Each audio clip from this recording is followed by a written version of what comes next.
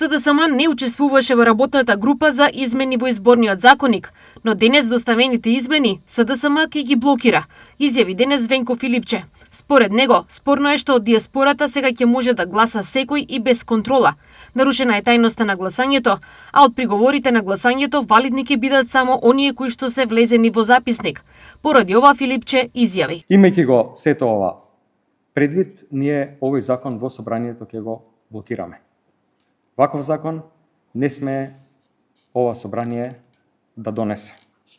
Ќе го блокираме затоа што граѓаните заслужуваат да имаат фер, демократски изборен процес, а не вака контролиран како што Христијан Мицкоски тргнал да го споставува по примерот на неговиот ментор, очигледно идол Никола Груевски. Од левица забелешки на изборниот законник имаат во делот на финансирањето, иако претходно се согласиле на компромис, велат од ВМРО ДПМН. На темата средства за изборно рекламирање со конкретни предлози и проценти излегоа ДУИ и Левица, при што на крајот сите други партии се согласија на компромисот кој произлезе од овие два предлози, а истиот гласеше 42% за двете најголеми партии од позицијата, 42% за двете најголеми партии од опозицијата, 8% за партиите кои имаат пратенички групи, а не се меѓу четирите најголеми, 5% за партиите кои немаат пратенички групи и 3% за вонпарламентарни партии и група избирачи. Но иако беа копредлагачи на ова решение денес, пратениците Крмов и Реджеп Исмаил известија дека нема да бидат потписници на предлог измените на изборниот законник. Стои во соопштението на ВМРО ДПМН. Социјалдемократскиот сојуз на Македонија и ВМРО ДПМН денеска повторно си упатија обвинувања за практицирањето на власта и опозицијските амбиции. Како најбрзо да се стигне до власт, а при тоа во втор план да се стават националните и интересите на државата. Владата на Мицкоски го доведе во ризик еден од најважните столбови на социјалната сигурност, пензискиот фонд. Нема пари во државната каса за исплати на пензии, а власта го загрози и вториот пензиски столб. Дупката во ПИУМ се продлабочува и достигна речиси 40%. Ова е резултат на расипничките политики на ВМРО и јасен доказ дека владата нема решение како да обезбеди долгорочна стабилност на пензискиот фонд. Наместо сериозни реформи и стабилизација, владата посегна по уште еден поопасен чекор. Го доведува во прашање и вториот пензиски столб. Државното раководство на Македонија има многу јасно зацртано како државата треба да се вклучи во Европската Унија и тоа јасно го кажува. А тоа значи, намерата на Македонија не е само да почне преговори со Брисел и да се соочи со нова блокада како актуелната од официјална Софија, туку процесот да почне и успешно да заврши со целосно исполнување на европските стандарди. Почитувани, ова изгледа само на Венко Филипче и на неговите другари од раководството на СДС не им е јасно, а можеби им е јасно, но не се грижат за државата и за граѓаните. Нив ги интересира само едно – да се даде се, по секоја цена да ги реализираат само нивните лични интереси. И очигледно е зошто го прават ова. Се надеваат дека тоа е патот или магичната формула која ќе ги донесе на власт. Македонија има најефтина потрошувачка кошничка во Европа, велат податоците изнесени од Евростат, наведувајќи ја секоја земја поединечно и правејќи паралела со просекот на ЕУ стандардот. Добро е тоа што Евростат излезе со параметар во кој што вели дека основната потрошувачка кошница во Македонија е најефтина во Европа, убедливо најефтина. Е некаде од прилика 49,7% од европскиот просек. Дали е тоа доволно? Не е. Но тоа ги демантира сите оние кои што не сакаат оваа држава да успее и кои што не сакаат да ја видат Македонија горда и напредна и кои што се практично сите оние зли јазици кои што создаваат една лоша тмурна атмосфера во општеството. Без оглед на ова, Мицкоски изнесе дека лично анализира повеќе од 600 фактури каде со увозниците и дистрибутерите ќе бара намалување на цените. И јас лично, ви велам, работам на методологија на идентификување на тие 600-700 производи кои што статистички се мерат и директно на нив ќе одиме ако треба фактура по фактура, еден по еден производ ќе ги анализираме каде можеме да покачиме и како можеме да покачиме, така што ова е една темелна операција која што лично ја водам и очекувам да има многу скоро резултати кои што ќе бидат видливи на терен. Во насока намалување на цените, Мицковски пред неколку дена имаше средба со представници на најголемите маркети во државата, а за краток период таква средба ќе има и со увозниците и дистрибутерите. Пред сите овие активности, тој најави дека целта е зголемување на цените на годишно ниво да не биде поголемо од 3%, односно тоа да биде максимални 2,9%. Цените на горивата и оваа недела ќе останат речиси еднакви, со минимална разлика од 0,50 дени за нивелирање на цената на безоловниот и дизелот. Но потребно и нивелирање на акцизите, најави денес премиерот Христијан Мицкоски. Со овие цени Македонија понатаму останува земја каде бензините и дизелот се продаваат по најниски цени. Повторно стануваме убедливо најефтината земја кога станува збор за цените на горивата, но повторно стојам на ставот дека сме единствениот случај каде што дизел горивото е поевтино од безоловниот бензин и нешто ќе мора во делот на акцизната политика да менуваме, нека се стабилизира кризата, нека легнат работите. Мислам дека акцизите треба за едните и за другите горива да се нивелираат, со тоа што едните ќе се намалат, а другите ќе се зголемат. Такво е впрочем искуството и примерот со сите соседни земји. Никаде немаме поевтин толку драматично дизел отколку што е безоловниот бензин. Секаде во принцип дизелот е поскап и тоа многу поскап од безоловниот бензин. Осем бензините и дизелот, Македонија има најниски цени за керозинот, што го стабилизира и авиосообраќајот ни субвенции за голем број дестинации. Политиката на субвенционирање на авиолинии и отварање на нови продолжува. Отворивме неколку десетици такви, би рекол, во изминативе 2 години и тоа е резултатот. Бројката оваа година очекуваме да достигне до 3,5 милиона патници. Веќе двоцифрен број проценти аеродромите забележуваат зголемување. Во одредена мера, да речеме, Скопскиот имаше и до 30% зголемување споредено со истиот период од минатата година. Така што продолжуваме со оваа политика на отварање на нови авиолинии и онаму каде што има интерес, како што вие ги споменавте дестинациите, продолжуваме со поддршка на тие линии. За нас тоа е многу важно и како држава планираме да бидеме регионален хаб од каде што ќе може да се поврзат граѓаните од регионот со останатите дестинации во Европа, па зошто да не и во светот. Од ноќеска на полнок малопродажната цена на евродизел се намалува за 0,5 денари за литар. Малопродажните цени на бензините Евросупер БС 95 и БС 98 се зголемуваат за 0,5 денари за литар. Малопродажната цена на екстра лесното масло за домаќинство не се менува, соопшти регулаторната комисија за енергетика. Па така, од ноќеска на полнок максималните цени на нафтените деривати ќе изнесуваат. Моторен бензин Евросупер БС 95 ќе се продава за 84,5 денари за литар. Моторниот бензин Евросупер БС 98 за 86,5 денари за литар. Дизел горивото Евродизел БС ќе се продава за 80 денари за литар. Цената на маслото за горење екстра лесно 1 не се менува, останува иста и се продава за 79,5 денари за литар. Во Софија синоќ се одржа првиот протест против владата на Румен Радев, при што илјадници граѓани излегува на улиците изразувајќи незадоволство од политиките на актуелната власт, со посебен акцент на предложениот државен буџет и насоката во која според нив се движи државата. Организаторите упатија остри критики кон премиерот Радев, оценувајќи дека неговото владење ја оддалечува Бугарија од европскиот пат. Радев не е само бугарскиот Орбан, тој е и бугарскиот Јануковиќ. Владењето на вакви руски агенти води кон војна ако не бидат соборени навреме, порача организаторите на протестот. Српскиот претседател Александар Вучич објави дека многу кратка задолжителна воена служба ќе започне во март 2027 година. Тој го изјави ова во недела за време на обиколката на вооружувањето и опремата на воениот аеродром Миленко Павлович во Батајница, во близина на Белград.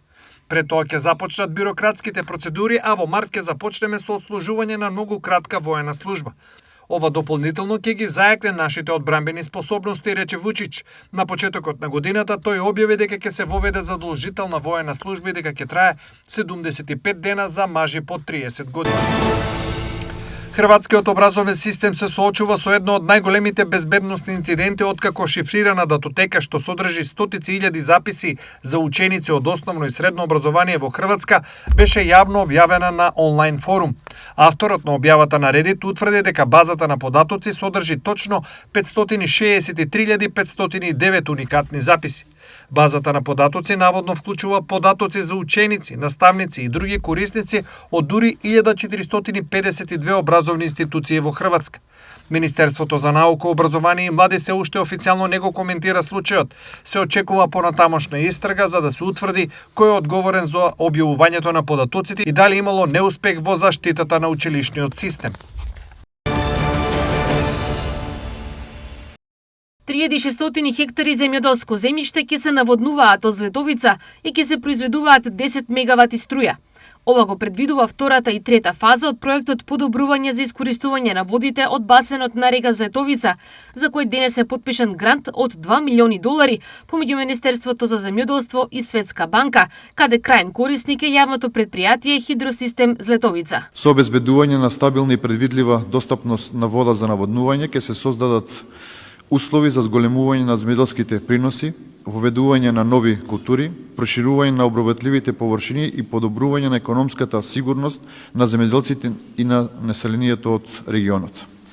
Особено ми е мило затоа што овој проект ќе има холистички, сеопфатен, повеќе наменски пристап, гледајќи го и управувањето со водата, за тоа да биде попристапно и поефикасно искористено во земјоделието, но исто така гледајќи го потенцијалот за генерирање на обновлива енергија. Што ова ќе значи за општина Пробиштип и регионот? Втората и третата фаза, општина Пробиштип ќе има голем бенефит, бидејќи со втората фаза, а тоа е наводнувањето на земјоделско земјиште, општина Пробиштип е опфатена со вкупно околу 3600 хектари обработлива земјоделска површина во два подсистема, горна и долна зона. Во горна зона има околу 2300 хектари и во долна зона околу 1300 хектари земјоделска површина. Третата фаза од проектот опфаќа изградба на хидроцентрали и производство на електрична енергија. Третата фаза, тоа е производството на електричната енергија од хидросистемот со вкупно инсталирана моќност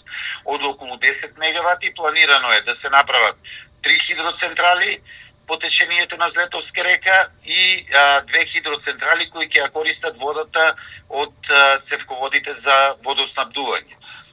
Со ова, општина Пробиштип ќе има индиректно голем бенефит, а директно ќе имаме и околу 120 милиони евра инвестиции пред се кои што ќе ги користат градежните компании не само од Пробиштип и од околните градови, туку од цела Македонија.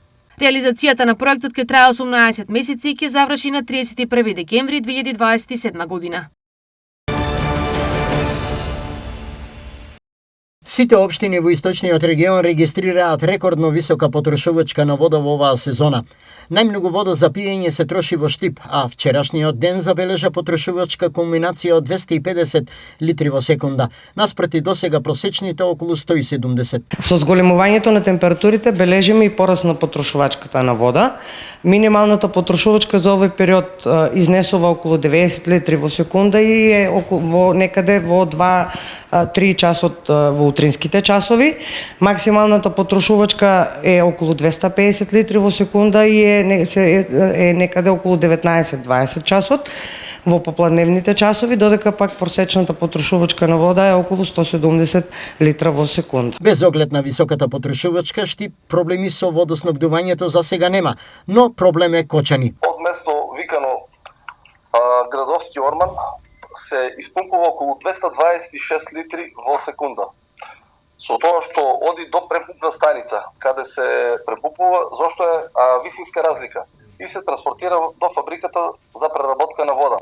Од препумпна станица се испумпуваат околу 220 литри во секунда, каде што се пушта по слободен пат, преработена хемиски, лабораториски и бактериолошки, и оди во 3 собирни резервоари, кон потрошувачите. Едниот е ниска зона, во средна зона и во висока зона. Најголемата потрошувачка во моментот се забележува во место викано Усова чешма и локалните населени места, Тракање, Оризари, Горни, Долни Подлог, Мојанци. Дали се можни рестрикции или засега не? Сега не. Ќе пробаме сето тоа да го направиме гладко и безболно, за да секој населено место има доволно вода. Добро со потребата и повеќе вода се носат и општините Виница, Пробиштип и останатите, но апелот е заеднички. Рационалност е потребна 24 часа на ден. Филтер станицата располага со доволен капацитет за непрекинато водоснабдување, сепак останува апелот до граѓаните за рационално користење на водата за пиење. Поголема потреба од вода имаат и земјоделските култури, а од акционерското друштво водостопанство подружница Кочани велат дека неа ја има. Количини на вода имаме сосема доволни, значи до сега имаме потрошено 50 милиона и очекуваме до крајот на водителната сезона потрошиме околу 50 до 60 милиона метри кубни вода. Значи очекуваме во брана Калиманци на есен да останат околу 30 до 40 милиона метри кубни вода. Моментално испарачуваме по 12 метри кубни вода во секунда од брана Калиманци, значи по 1 милион метри кубни вода во секунда кон Кочанската, Штипската и Свениковската котлина. Моментално со работни ангажмани сме да испорачаме вода за Дурфуле и Картманово оваа недела да ја завршиме. Топлотниот бран, во кој сега се наоѓа Македонија, треба да заврши утре, пошто ќе се намали и потрошувачката на вода. Од утре попладне до сабота времето ќе биде променливо облачно и нестабилно. Наместа со повремен дожд и грмежи, особено во попладневните часови и во текот на ноќта. Локално процесите ќе бидат поинтензивни во форма на невреме, со побилен поран дожд, електрични празнења, силен ветер над 60 км на час и појава на град. Од среда температурите ќе бидат во опаѓање, особено за време на викендот кога ќе дува умерен до засилен северен ветер. Високите температури и актуелниот топлотен бран засега не носат зголемен обем и проблеми во работењето во клиничка болница Штип. На инфективното оделение дневно во просек има 30 пациенти за преглед и тие воглавно се жалат на висока температура, вирусни проблеми, повраќање, диареја и слично. Во овој период на болничко лекување овде се помеѓу 10 до 15 лица. Велат за ТВ Стара од клиничка болница Штип. На детското оделение бројот на дечиња е помал во однос на претходните сезони, додека исклучок е кожно, каде има значително зголемен број на итни прегледи. Доминираат убоди од инсекти, кожни инфекции, но почести се и случаите на трембофлебити и венски улкуси. Дневно се вршат по најмалку 20 прегледи со итен и приоритетен упат. Изјави доктор Мирела Василева, началник на оделението. Високите температури сепак се постојан ризик и можат на различен начин да го запалат секое тело, а особено ризичните групи како што се хронично болните, најмладите, бремените жени и возрастните. Поради ова, од Институтот за јавно здравје со препораки да се избегнува престој на сонце во најтоплиот дел од денот, да се носи лесна и светла облека, да се престојува во климатизирани простории и доколку е неопходно, да се биде на отворено, да се прават почести паузи во сенка. Во текот на денот држете ги прозорците и ролетните затворени, а проветрувајте навечер кога температурите се пониски, се само дел од препораките на Институтот за јавно здравје. Општина Пехчево беше домаќин на представници на Асоциација на војни аташе од повеќе земји, кои во рамки на работна посета се запознаа со туристичките, природните и развојните потенцијали на општината. Во Делчево е ставена во функција новата дигитална платформа, праше го градоначалникот, која возможува граѓаните директно да комуницираат со локалната самоуправа преку пријавување проблеми, поставување прашања и доставување предлози.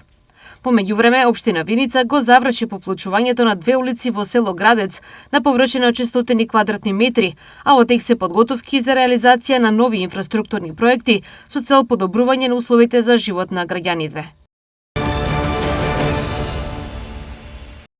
Во рамки на 41-то издание на Штипско културно лето, утре љубителите на културата ќе имаат можност да проследат повеќе значајни настани.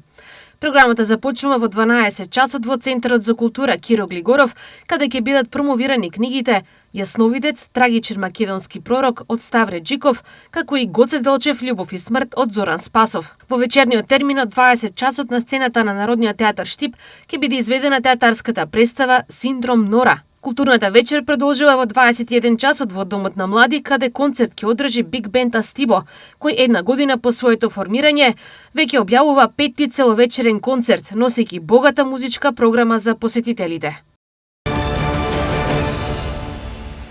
Додека голем дел од Турција се соочува со силен летен топлотен бран, во планинските предели на покрајната Артвин ситуацијата е целосно спротивна. Таму се уште има обилни снежни наноси кои не се стопиле ни во средината на летот. Во висорамнинските делови на округот Ардануч на надморска височина од околу 2500 метри, екипи од Покраинската дирекција за специјални операции секојдневно работат на расчистување на патиштата. Снежните наноси и остатоци од лавини на одредени места надминуваат и 1 метар висина, поради што дел од патните правци се уште се целосно или делумно непроодни. Расчистувањето се врши со тешка механизација, а работата е засилена поради приближувањето на сезонското движење на жители и стада кон повисоките предели.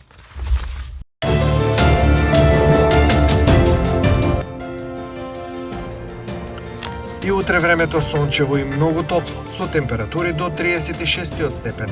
Ветрот со брзина од околу 12 км на час. Влажноста на воздухот ќе биде 37%. Температурите по градови се следните: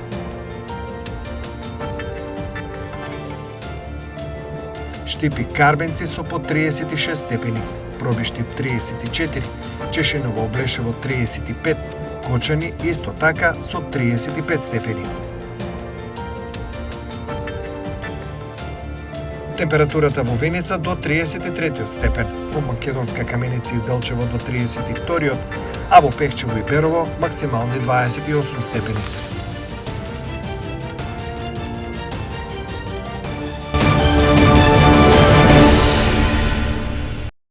Православните верници утре се испомнуваат за светите маченици Мануил, Савел и Исмаил. Католиците на Емилијана.